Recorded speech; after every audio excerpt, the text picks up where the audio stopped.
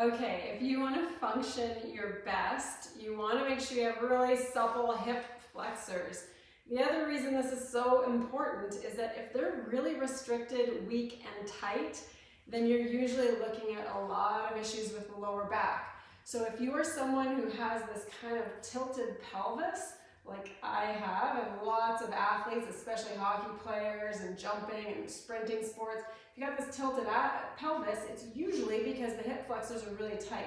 So today I'm going to show you how you can stretch out your hip flexors and also functionally move so that they're performing optimally for what you want. So first of all, with the hip flexors, because they get so restricted, you want to make sure you're warm, and you may have to roll them out first, but we've got other resources for that. Today we're going to get right into the stretching. So assuming that you're already warm and assuming that you've rolled out the hip flexors a little bit through this area and even towards the pelvis a little bit, so this iliopsoas area and this rectus femoris area, then you're ready to get stretching. If you haven't rolled or you're not warm, you're probably going to find they're really grabby. They might even feel tight, painful, and just not stretch very well at all. So assuming you've rolled and assuming you're a little warm, we're going to do the simplest thing first, assuming that maybe you've just gotten out of a car, or maybe you've been sitting for a long period at your office and you can't really do all of the things you might want to do. So the first thing you might do to open them up is go into a split stance, and in this split stance, you're going to tilt your pelvis. This is going to allow you to open this deeper hip flexor, this iliopsoas area. If you don't do this pelvis tilt and you go down into your stretch, you might feel a little in your quad or towards your hip flexor, but you're not quite getting to the area that can be really causing problems for your lower back. So when you go into the split stance, tilt the pelvis and then sink down. And from there, you should feel a stretch there. If you hold it for long enough, you're going to feel it start to dissipate and start to release.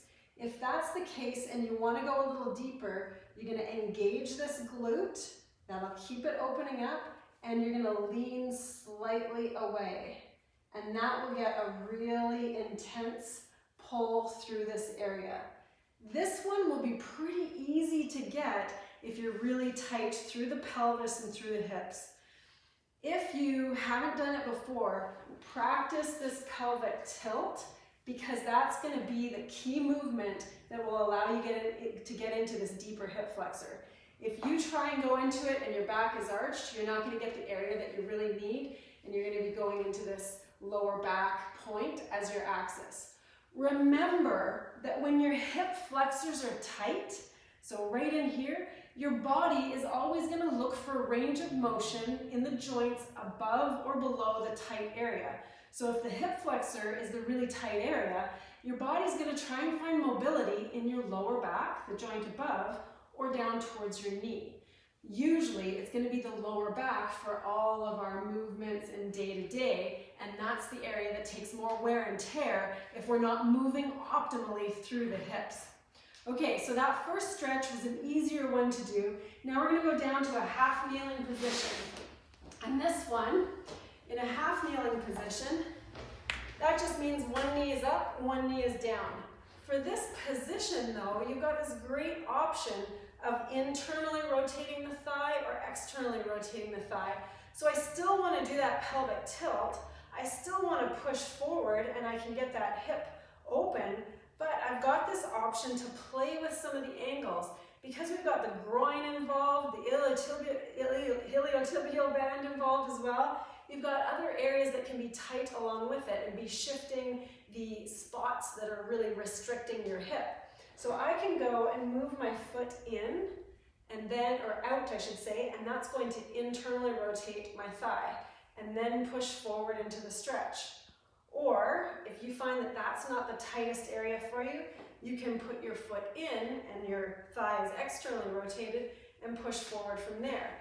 This is key for sports like lateral movement. So if you've been cutting hard in soccer, or you've been skating a lot, or your hips are just really tight at all angles, then you do want to play around with this foot position when you're in this half kneeling position so that you can get different angles of the hip flexor when you're opening it up. So that's going to be a key one, and that's why this one ends up being really useful. Next, we're going to go into a more advanced stretch for a two-joint hip flexor stretch. So here, we've got this hip flexor crosses not only the hip, but also the knee. That's our rectus femoris.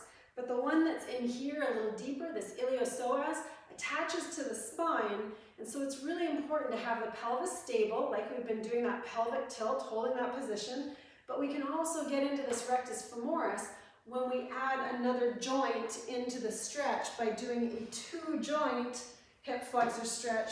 And this one is just going from, it's a quad and hip flexor stretch, and we just use a bench, use a couch, use a chair, whatever you've got, keeping this pelvis again stabilized so you're not arching your back. If you're going from here, you're not going to get this zone of the hip flexor. So you want to hold this neutral position, stomach stays on, push the hip forward, and you can get both the quad and where it crosses the hip and the deeper hip flexor in the iliopsoas.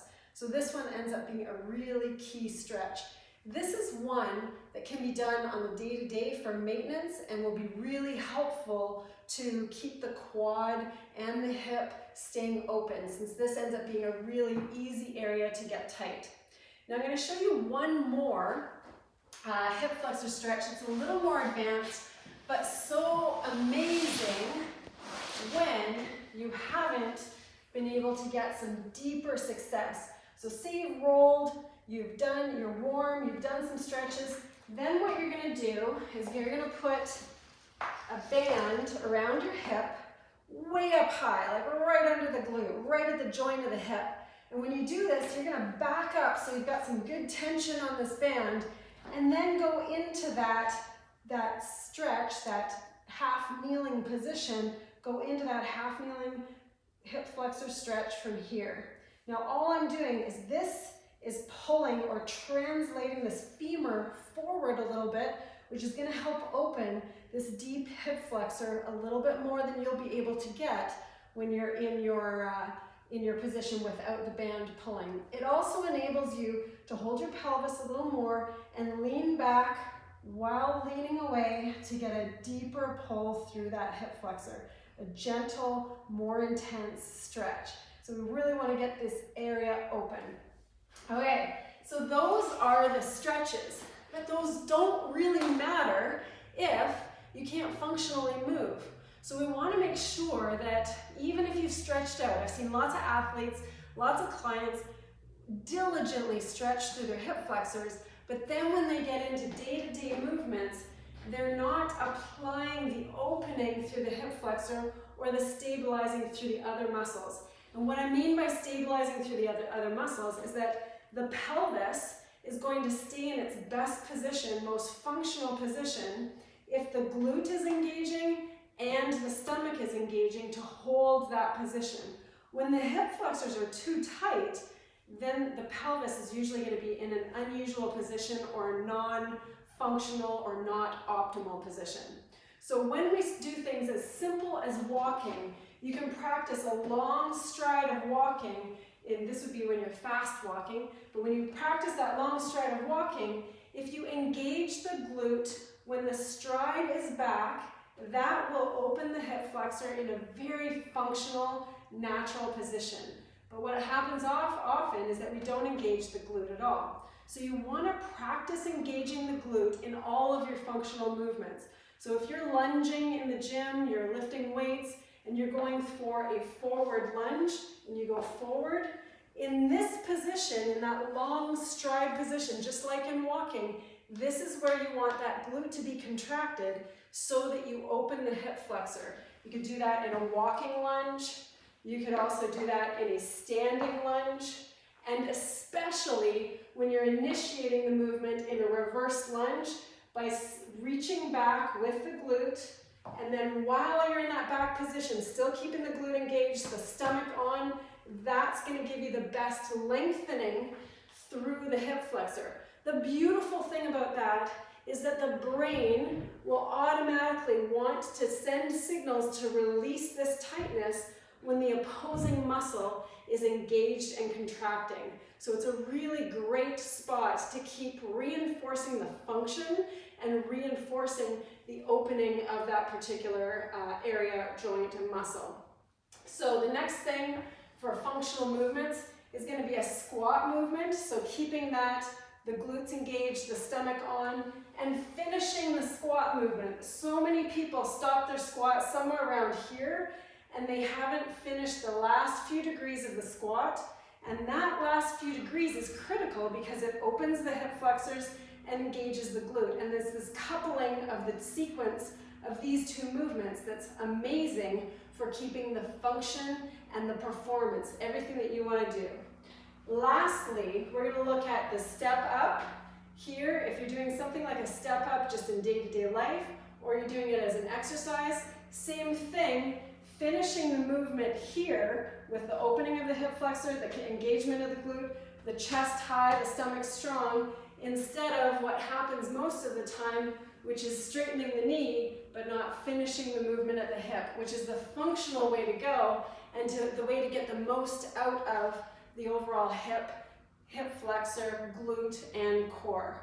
So there you have a few movements that add the functionality to how you can keep moving the hip flexors well so that they're not impairing your function, but also adding to problems with your back. You want them to stay open, you want them pliable, really strong, and the way that's going to happen is by lengthening them, but also getting the coupled movements with the glutes and the abdominal wall as well.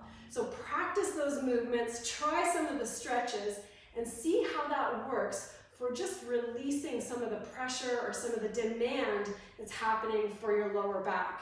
It'll also bring a whole bunch more function to the power and performance for your hips.